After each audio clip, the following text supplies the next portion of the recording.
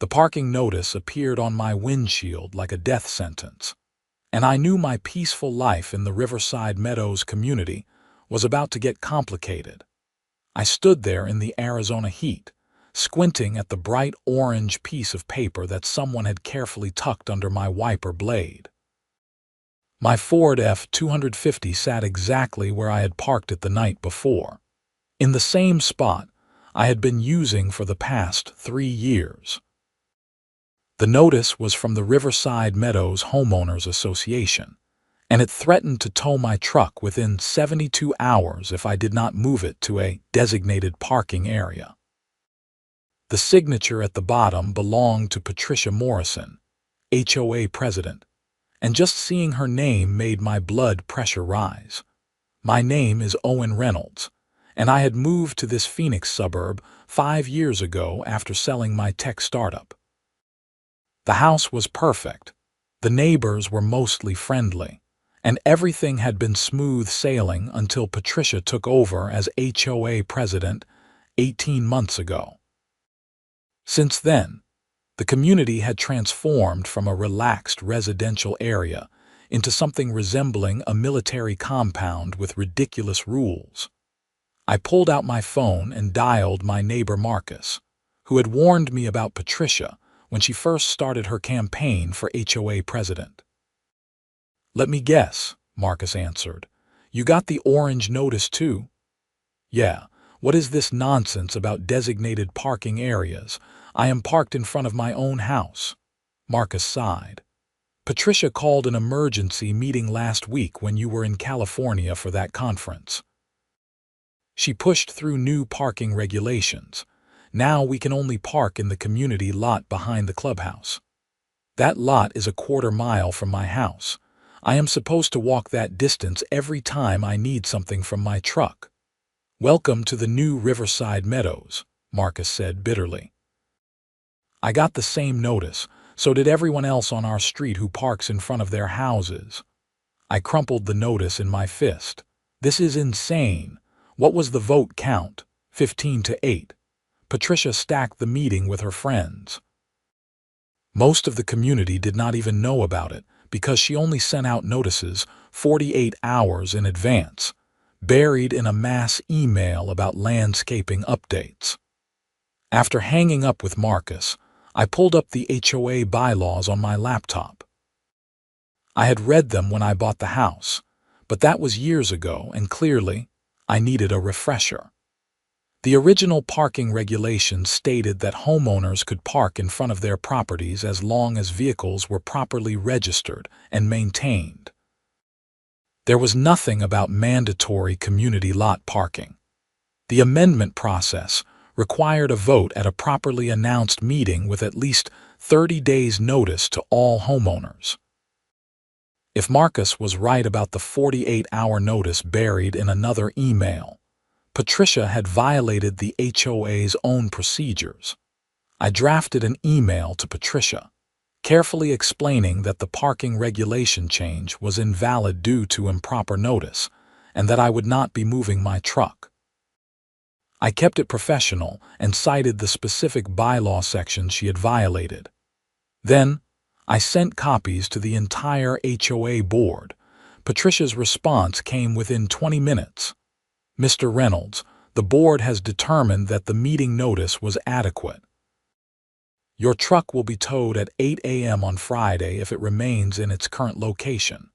The towing fee will be $350, plus a $500 fine for violation of community standards.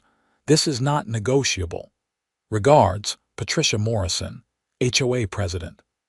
I read the email 3 times, my anger building with each pass. The casual dismissal, the threat, the completely made-up fine structure. Patricia was drunk on the tiny amount of power her position gave her, and she was wielding it like a weapon. Friday morning arrived with me sitting on my front porch at 7:30, coffee in hand, waiting. My truck sat in the exact same spot. I had spent the previous 2 days consulting with a real estate attorney named Sarah Chen, who specialized in HOA disputes. She had confirmed that Patricia's parking regulation was legally invalid and that any towing would constitute illegal seizure of property. At exactly 8 o'clock, a flatbed tow truck rounded the corner.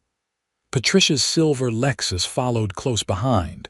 I stood up as the tow truck driver got out, a clipboard in his hand. "Morning," I called out. "You here for the Ford?" "Yes, sir. Got a work order from the HOA." I walked down my driveway, holding a document Sarah had prepared. "I need you to read this before you hook up that truck. It is a legal notice that the towing order is invalid and that you and your company will be held liable for any damages or legal fees if you proceed." The driver took the paper, his expression shifting from routine boredom to concern as he read. Patricia got out of her Lexus, her sensible pumps clicking on the asphalt. "What is the holdup?" she demanded. "The work order is valid. Tow the truck." The driver looked between us. "Madam, this gentleman is saying the HOA does not have the authority to order this tow. I am the HOA president, and I am telling you that we absolutely have that authority. Now do your job or I will find someone who will." I handed the driver my business card. "You will notice that is my attorney's number at the bottom. If you hook up my truck, you will be hearing from her within the hour. Your company will be named in the lawsuit along with the HOA." The driver had been in this business long enough to smell legal trouble. "Look, I am not getting my company involved in a property dispute. If you two have issues, work them out. I am leaving." Patricia's face turned an impressive shade of red. "You cannot just leave. I have a valid work order." "Then take it up with your lawyer, madam. I am not touching that truck." He climbed back into his flatbed and drove away, leaving Patricia standing in the middle of the street. She turned to me, her eyes blazing. "You think you are clever. You think you can just ignore the rules because you have money for lawyers. I think you pushed through an invalid regulation and are now trying to enforce it illegally," I replied calmly. "The bylaws require 30 days' notice for amendments. You gave people 48 hours, buried in an email about landscaping. That is not proper notice, Patricia." "The board voted and passed it. That makes it valid." "Actually, it does not, but you are welcome to keep trying. Just know that every action you take to enforce this invalid regulation exposes you and the HOA to legal liability." She jabbed a finger toward me. "This is not over, Mr. Reynolds." "Not even close." Patricia stormed back to her Lexus and peeled out, leaving rubber marks on the street. I suspected she was right about it not being over, but I had no idea how complicated things were about to become. The next week was quiet, which should have been my first warning. Patricia was not the type to back down, and her silence meant she was planning something. The answer came in the form of a certified letter from the HOA's law firm, demanding $5,000 in fines for various alleged violations, daily accumulating charges for my truck's parking location, and threatening foreclosure proceedings if I did not pay within 30 days. The list of violations was creative. I had to give Patricia that.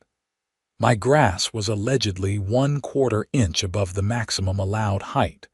My house number was not properly illuminated according to some regulation I could not find in any version of the bylaws. My mailbox had a small rust spot that constituted visual blight. And my truck, simply by existing in front of my house, was apparently violating noise ordinances, though it had not moved or made a sound in days. I forwarded everything to Sarah Chen, who called me within an hour. "This is harassment," she said bluntly. "Pure and simple. Patricia is throwing everything at the wall to see what sticks. The good news is that none of this will hold up. The bad news is that she can make your life miserable in the meantime, and fighting it will cost you money." What are my options? We can fight each violation individually, which will take time and rack up legal fees. We can sue the HOA for harassment, which will take even more time and more fees. Or, she paused, or you can get creative. What kind of creative? Well, I have been looking into something interesting about your community. The parking lot Patricia wants everyone to use. It is not actually owned by the HOA. That got my attention. What do you mean? The lot was built by the original developer and is technically a separate parcel. The developer went bankrupt about 15 years ago, and the lot ended up in the hands of a property investment company called Southwest Holdings LLC. They have been letting the HOA use it for free all these years, but they still own it. I leaned back in my chair, my mind racing. Can it be purchased? I made some calls. Southwest Holdings is a real estate investment trust that manages hundreds of properties. This parking lot is tiny compared to their usual holdings. I bet they would sell it for the right price. Find out how much. Sarah called me back 2 days later with a number. They will take $175,000. The lot is just sitting there generating no income, and they are happy to get it off their books. It was more than I had expected, but the idea forming in my mind made it worthwhile. Draw up the paperwork. I want to close as fast as possible. Owen, what are you planning? Nothing illegal, I assured her. But I think it is time the Riverside Meadows HOA learned about free market economics. The purchase closed in 3 weeks. Southwest Holdings was thrilled to sell, and my financing was straightforward since I was paying cash. On a Thursday morning in late September, I became the proud owner of the Riverside Meadows community parking lot. I did not announce my purchase. Instead, I had a professional sign company come out and install a notice board at the parking lot entrance. The sign was simple and clear. Private property. Parking by permit only. Unauthorized vehicles will be towed. For permit information, contact Reynolds Property Management. The phone number went to a Google Voice line I had set up specifically for this purpose. Then I waited. Patricia called at 9:15 the following morning. I let it go to voicemail. She called again at 9:30. Voicemail. By 10 o'clock, I had 7 missed calls from her and 3 from other board members. I drove over to the clubhouse, where an emergency board meeting was apparently underway. Several cars were parked in the lot, though Patricia's Lexus was conspicuously in front of the clubhouse entrance, probably to avoid acknowledging the new signs. I walked into the meeting room without knocking. Patricia was mid-sentence, gesturing dramatically when she saw me. You. What have you done? I settled into a chair. Good morning, Patricia. I bought the parking lot. It is private property now. The room erupted. Board members shouted questions. Patricia demanded explanations. I waited for the noise to die down. Let me be clear, I said once they quieted. The lot was never owned by the HOA. It was owned by Southwest Holdings, and they sold it to me. Everything is legal and properly recorded with the county. You cannot do this, Patricia sputtered. This community needs that parking lot. Interesting perspective, considering you recently decided that everyone must park there instead of in front of their homes. So which is it, Patricia? Is street parking acceptable, or do we need the lot? She opened her mouth, then closed it, her face reddening. Board Treasurer Mike Henderson spoke up. What do you want, Owen? You clearly did this for a reason. I want the invalid parking regulations rescinded immediately. Return to the original bylaws that allow street parking in front of homes. Once that is done, we can discuss terms for the HOA to use the parking lot. And if we refuse, Patricia demanded, I shrugged. Then you do not use the lot. I will rent spaces to community members individually, or maybe I will just gate it off and use it for storage. It is my property. I can do what I want with it, within zoning regulations. The board members looked at each other. Mike Henderson pulled out his laptop and started typing. We can call a special meeting and rescind the parking regulation. 30 days notice to all homeowners, proper vote, everything by the book." "That sounds reasonable," I said. Patricia slammed her hand on the table. "Absolutely not. We are not letting him blackmail us." Mike turned to her. "Patricia, he owns the property. We have no legal standing here. And honestly, that parking regulation was rushed anyway. Half the community is upset about it. We voted on it properly." "No," I interjected. "You did not. 48 hours notice buried in an email about landscaping is not proper notice, and you know it. But I am willing to let that go if you rescind the regulation." The vote was 5-2 to rescind the parking regulation and hold a proper community meeting. Patricia and her closest ally, a woman named Cheryl who always backed Patricia's plays, were the only dissenting votes. 1 month later, the parking regulation was officially dead. Street parking was allowed again, just as it had been for years. My truck sat proudly in front of my house, and Patricia glared at it every time she drove past. Now came the fun part.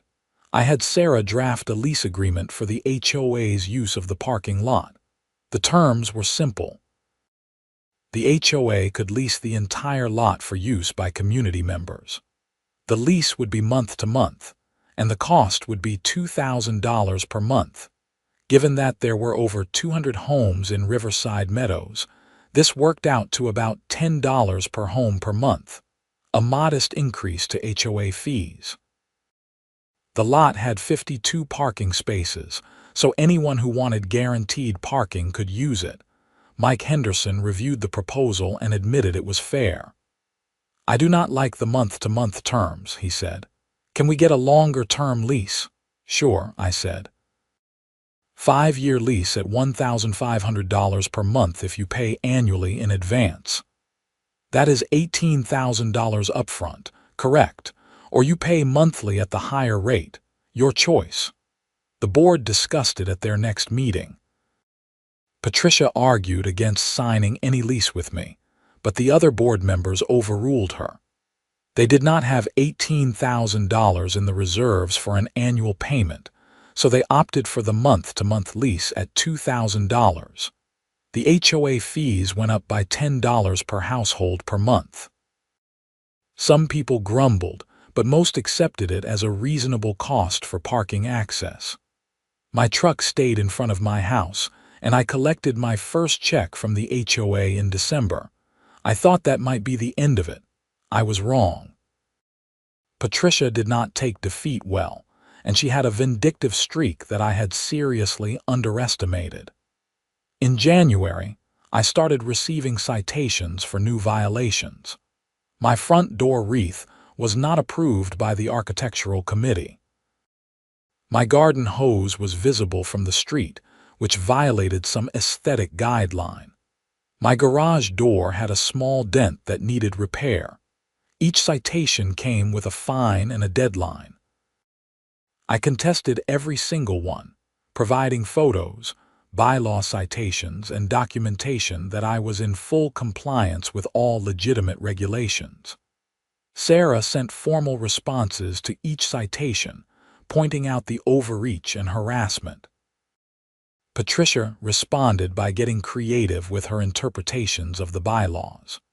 She argued that my front door wreath was not a seasonal decoration, but a permanent fixture requiring architectural approval. She claimed my garden hose, even though it was neatly coiled on a hose reel, created visual clutter. The garage door dent, barely visible, was allegedly a safety hazard. By March, I had received 47 citations. Sarah was drafting a comprehensive harassment lawsuit, and I was documenting everything. But Patricia made a critical mistake. She decided to go after the parking lot lease. At the March board meeting, Patricia proposed that the HOA stop paying rent for the parking lot. "We will simply inform residents that the lot is no longer available and that they should use street parking," she announced. "Mr. Reynolds can keep his precious lot. We do not need it." The board actually agreed, probably exhausted from the constant conflict. They voted to terminate the lease effective April 1st. I got the notice in writing and called Sarah. She just gave me exactly what I needed. What do you mean? Patricia has been telling everyone that the parking lot is essential to the community. She has been citing parking congestion and safety concerns to justify all her regulations. Now she is saying the community does not need it. That is going to look really bad when we show the pattern of harassment. True, but what are you going to do with the lot now? Rent it out individually. At market rates, Phoenix parking in desirable areas went for about $150 to $200 per month per space. I was in a prime suburban location with good access to major roads. I set my rate at $125 per month per space, which was competitive and fair. I sent an email to all Riverside Meadows residents, offering parking spaces on a first-come, first-served basis. Within a week, I had rented 38 spaces. My monthly income from the lot jumped from $2,000 to $4,750. The HOA members who rented from me directly were happy. They had guaranteed spots, and the rate was reasonable. But the HOA fees did not go down. Since the HOA was no longer paying for the lot, the money that had been allocated for parking rent just vanished into the general fund. At the April HOA meeting, residents started asking questions. Where is the $10 per month that was added to our fees for parking? Marcus asked. If the HOA is not renting the lot anymore, why are we still paying the increase? Mike Henderson looked uncomfortable. The board decided to keep the fee increase to build up our reserve fund. So we are paying the same amount but getting less service. Patricia jumped in. The parking lot was never an essential amenity. We have adequate street parking. The reserve fund needs to be strengthened for future improvements. What improvements? Another resident asked. That has not been determined yet. The meeting devolved into arguments. Residents were frustrated with Patricia's leadership, the constant rule changes, and now the parking situation. Several people called for her resignation. Patricia refused, citing her one-year term that still had 4 months remaining. I stayed quiet during all of this, but I was taking notes. The discontent in the community was reaching a boiling point, and Patricia was too stubborn to see it. Then she escalated things in a way I never anticipated. In early May, I came home from a meeting in Scottsdale to find my front door ajar. My heart rate spiked as I approached carefully, pulling out my phone to call the police. But before I could dial, I heard voices inside. I pushed the door open wider. Patricia stood in my living room with Cheryl and a man I did not recognize. They were taking photographs of my interior. What the hell are you doing in my house? Patricia did not even look embarrassed. The HOA has the right to inspect properties for code violations. No, you absolutely do not. Get out of my house right now. The man with the camera spoke up. I am Bill Tanner, licensed home inspector. The HOA hired me to conduct safety inspections.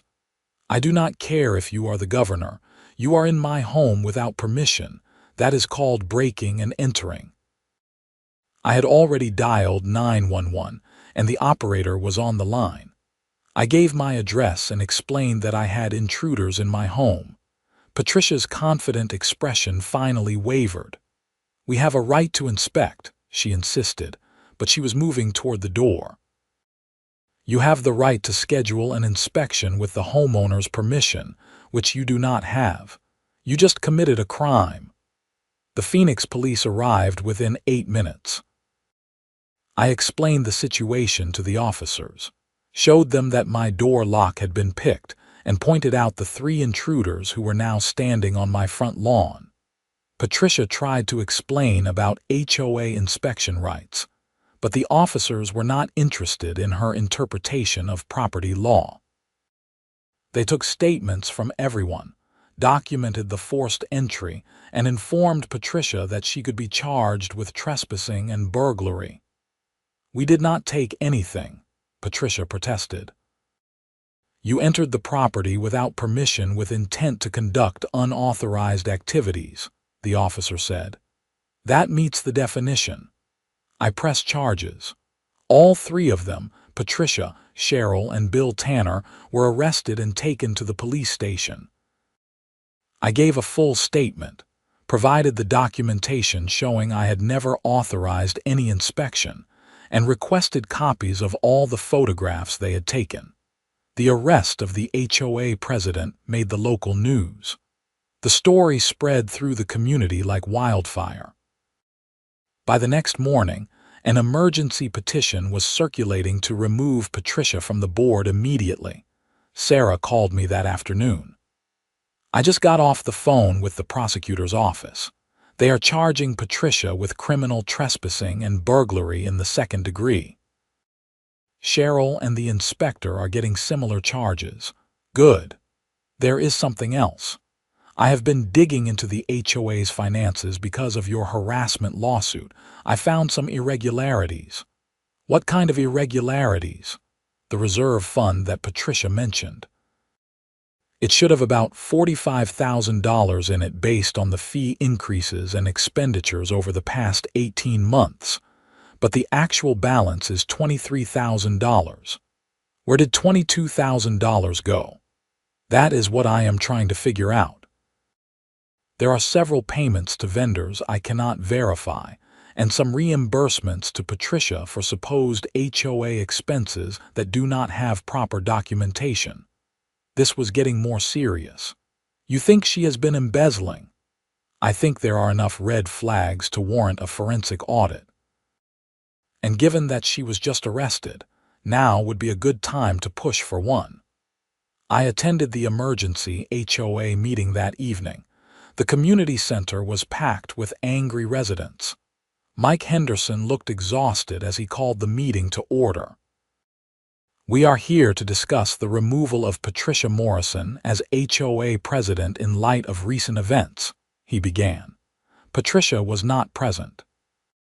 According to her lawyer, she had been released on bail with conditions that included staying away from my property. But apparently, she was not showing her face at HOA meetings either. The vote to remove her was unanimous among those present.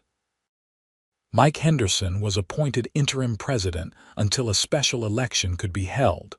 Then I stood up. "I have a matter to bring before the board. I have reason to believe there are financial irregularities in the HOA accounts. I am requesting a full forensic audit." The room went silent. Mike looked like he wanted to disappear. "What kind of irregularities?" someone asked. I let Sarah explain. She stood and professionally outlined the missing funds, the questionable expenditures, and the lack of proper documentation. By the time she finished, the residents were demanding answers. Mike Henderson admitted that he had been concerned about some of Patricia's spending but had not pushed the issue. She always had explanations, and I did not want to accuse her of anything without proof. "Well, now we need proof," Marcus said. "One way or the other. Audit the books." The board voted to hire a forensic accountant. The audit began the following week. While the investigation proceeded, I focused on my parking lot business. I had rented out all 52 spaces by mid-May, generating $6,500 per month in revenue. The lot was well maintained, properly lit, and secure. My tenants were happy, and I was turning a nice profit on my investment. The HOA, meanwhile, was in chaos.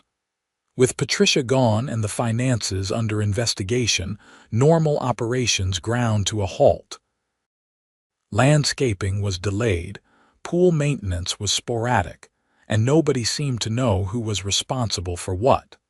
Mike Henderson did his best as interim president, but he had a full-time job and a family. He was not equipped to handle a full-blown organizational crisis.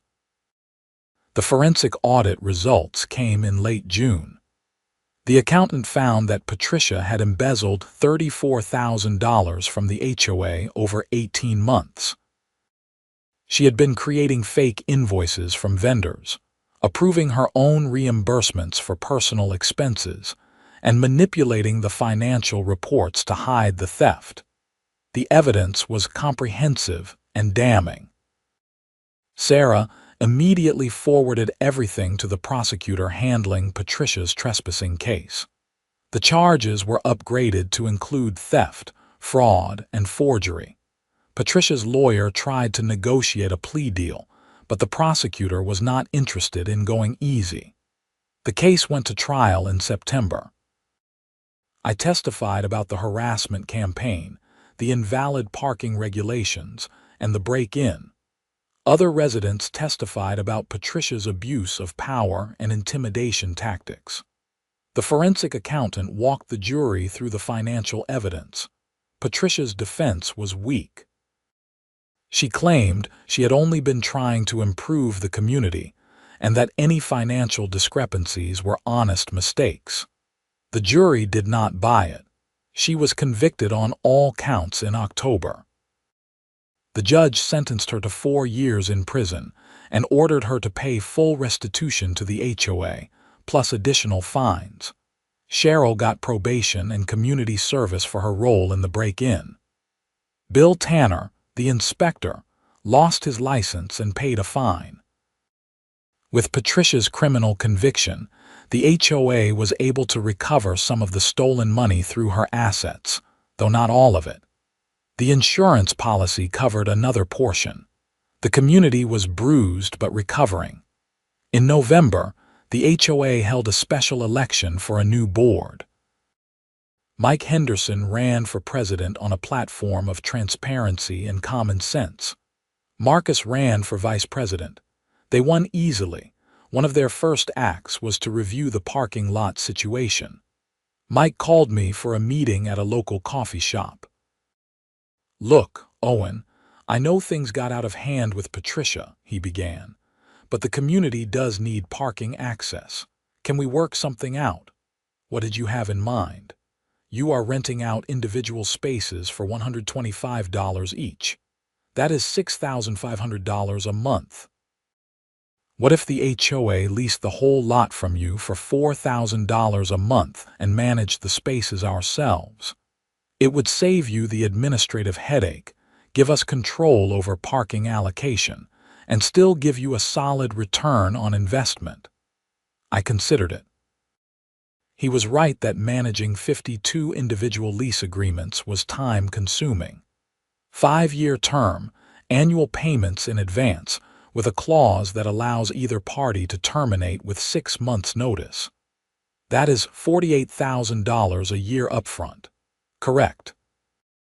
But it is less than you would pay at the individual rate if all spaces were rented, and you get certainty for 5 years.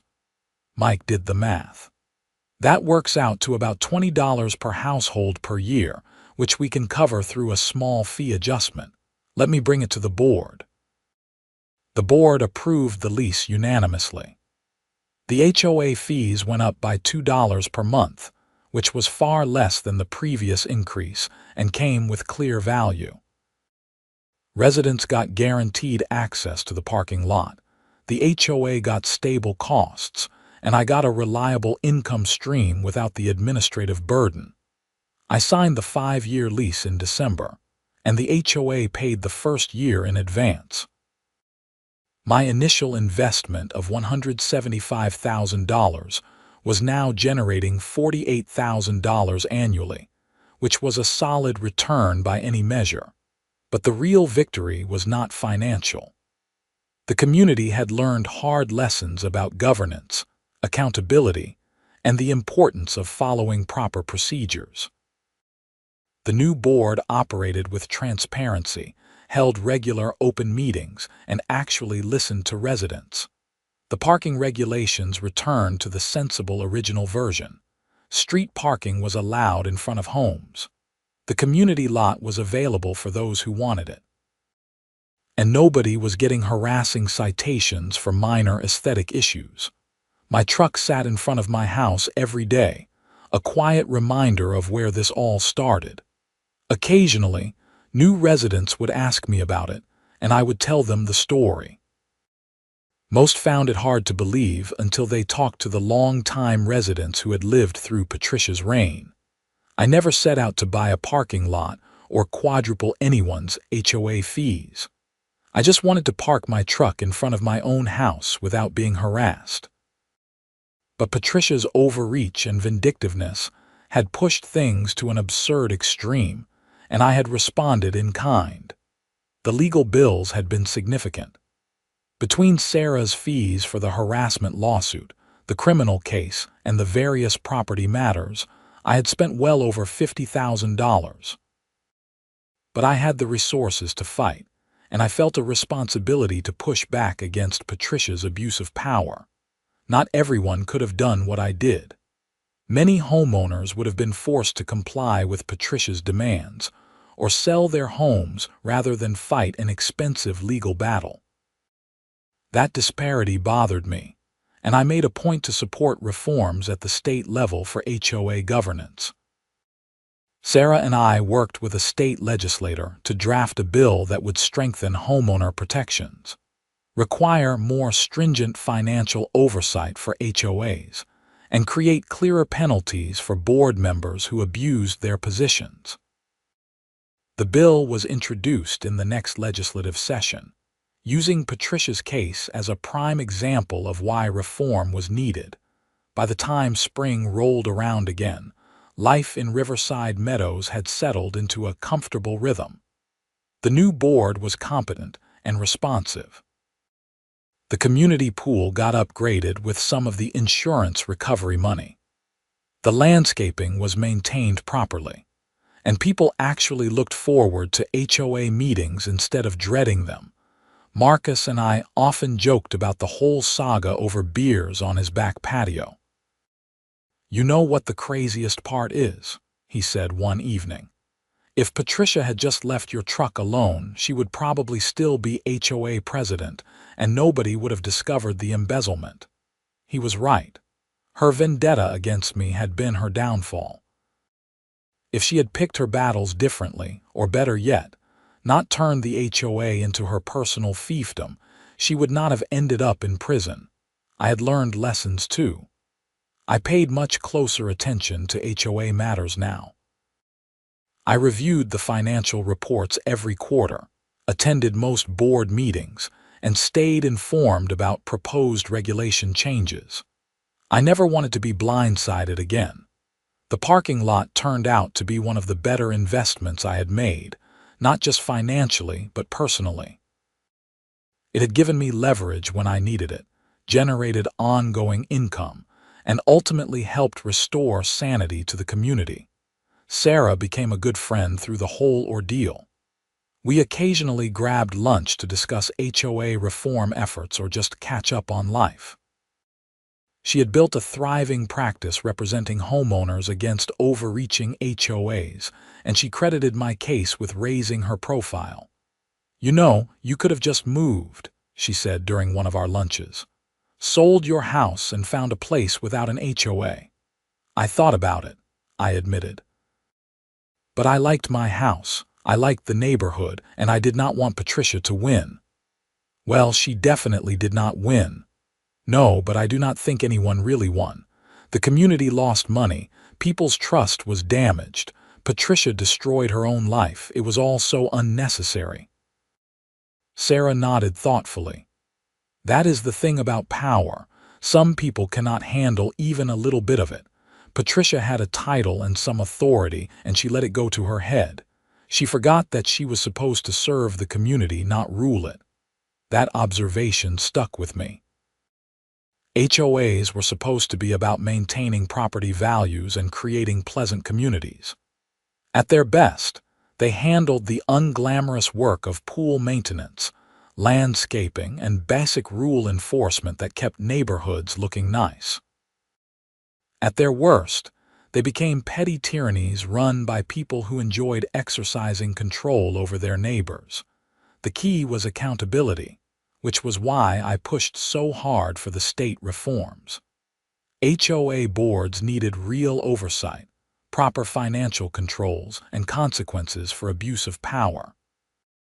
Homeowners needed practical ways to challenge unfair rules without spending a fortune on lawyers. The reform bill passed in modified form that summer. It was not perfect, but it added requirements for independent financial audits, created a state ombudsman for HOA disputes, and strengthened homeowner rights to challenge regulations.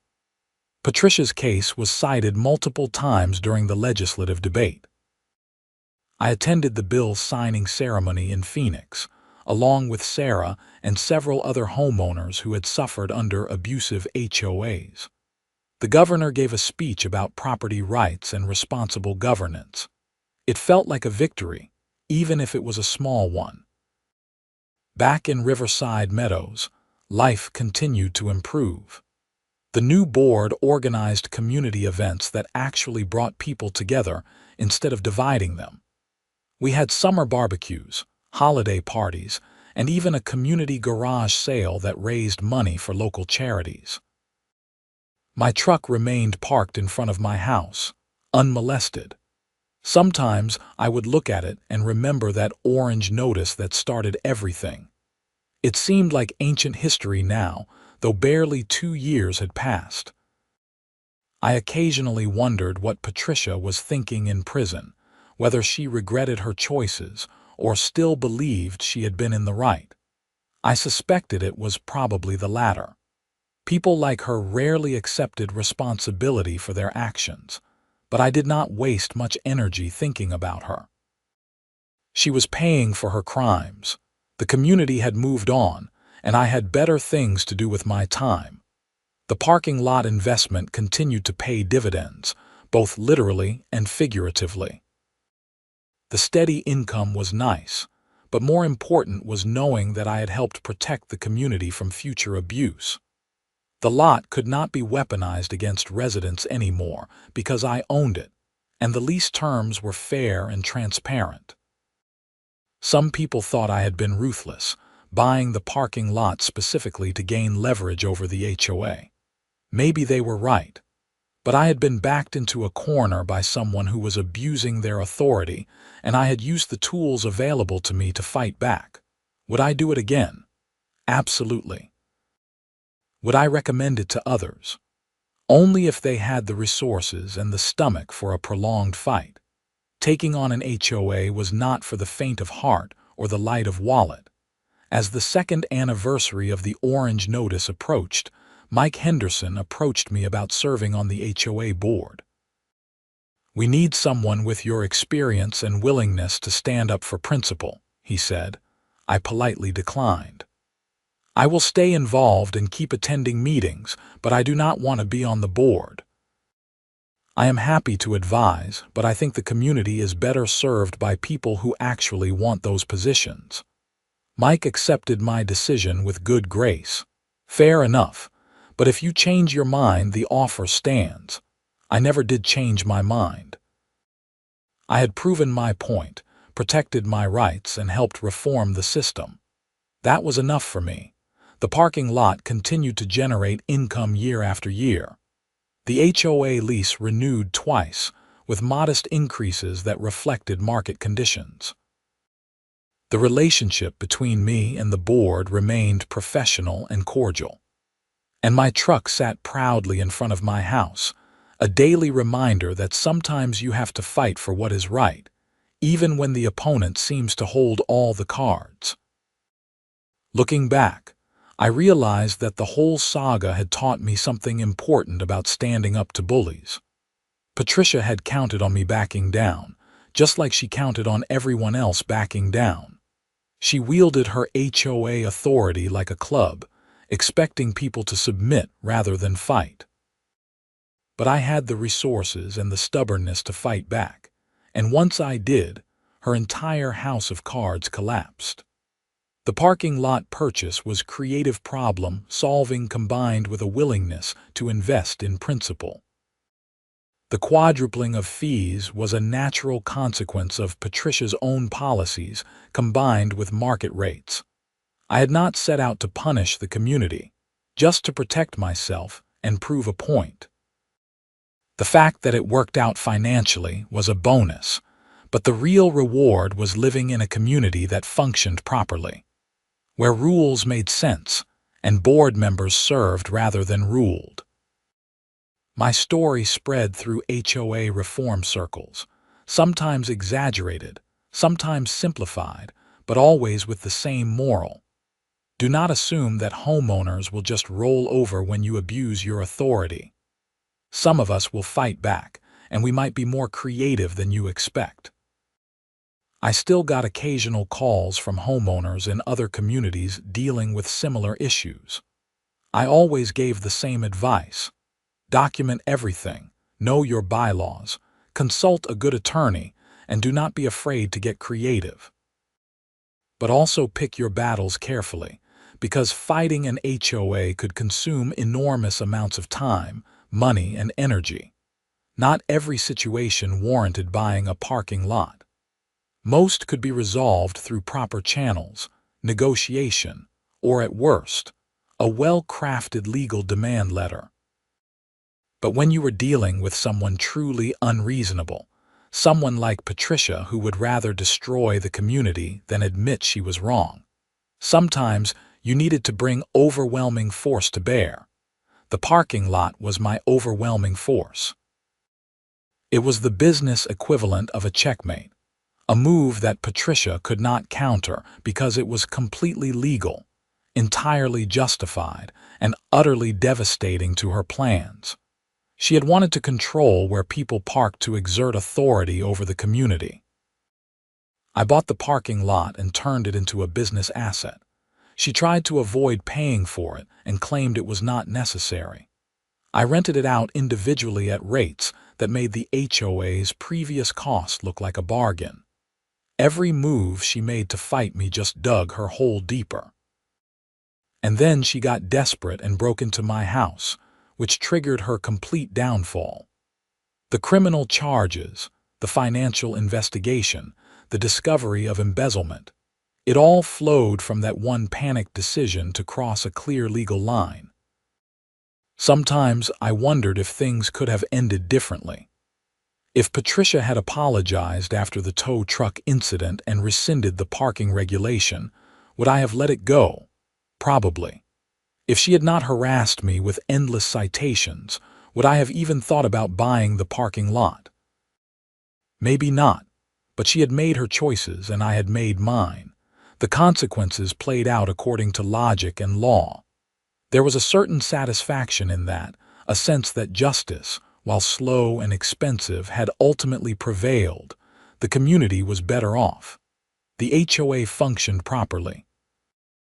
Property values had actually increased because buyers appreciated the transparent governance and lack of arbitrary rules.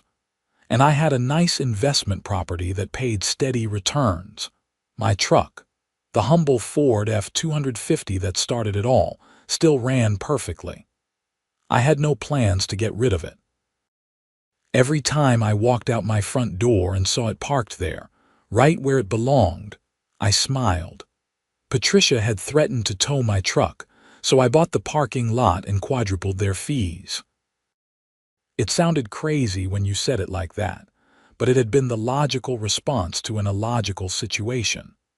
Sometimes you had to fight fire with fire, or in this case, fight parking regulations with parking lot ownership. The whole experience had been exhausting, infuriating, expensive, and ultimately satisfying. I would not wish it on anyone, but I did not regret how things turned out. I had stood my ground, protected my rights, and helped make my community better in the process. That was worth more than any amount of money or parking lot revenue. It was about principle, about refusing to be bullied, about using the tools at your disposal to fight back against unreasonable authority. And in the end, it was about winning, not just for myself but for everyone who had suffered under Patricia's petty tyranny. The orange notice was long gone, probably thrown away or buried in a file somewhere. But its impact lasted. It had been the first shot in a war I did not start but definitely finished. And every day when I parked my truck in front of my house, I remembered that sometimes the best revenge was not getting mad, but getting creative, getting leverage, and getting justice.